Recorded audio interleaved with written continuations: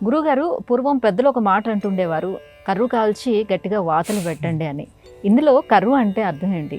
పూర్వకాలంలో తెలుగు భాష చక్కగా మాట్లాడేటువంటి రోజుల్లో ఎవడైనా కొంచెం పెడసరంగా ఉంటే వీడు ఉట్టిగా మాట వినడరా, వీడి కర్రు కాల్చి వాత పెడితే కానీ వీడు సరిగ్గా దారిలోకి రాడరా అనేవారు.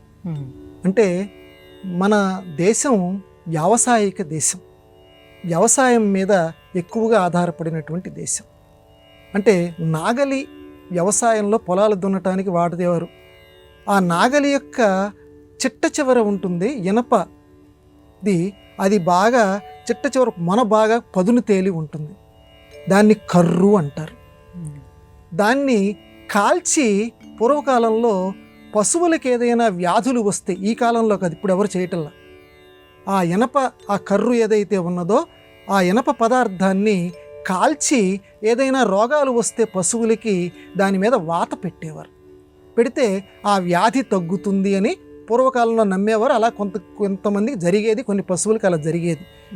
అయితే పశువు చెప్పిన మాట వినకపోతే, ఏనుగు చెప్పిన మాట వినకపోతే ఆ ఏనుగును నడిపేటువంటి ఆయన అంకుశం తీసుకొని పైన ఇలా పొడిస్తే ఏనుగు ఎలా ఆయన యొక్క అధీనంలోకి వస్తుందో, అలాగే ఈ కర్రు కాల్చి బాగా నిప్పులో కాల్చి, ఆ నాగలి చెట్ట చివరి ఉండేది చెప్పుకున్నాం కదా, దీన్ని కాల్చి వాత పెడితే భయపడిపోయి ఆ పశువు ఆ యజమాని చెప్పినట్లుగా వినేది. కాబట్టి కొంతమంది లోకంలో కూడా పశు ప్రవృత్తితోటి ఉంటారు.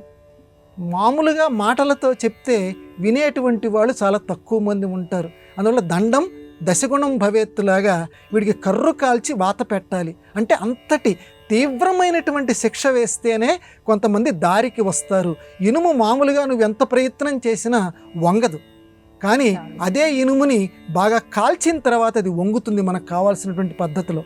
అలాగే ఆ వ్యక్తిని శిక్షించటం ద్వారా మన దారిలోకి తెచ్చుకోవాలని పూర్వం ఈ జాతీయ ప్రయోగం చేసేవారు.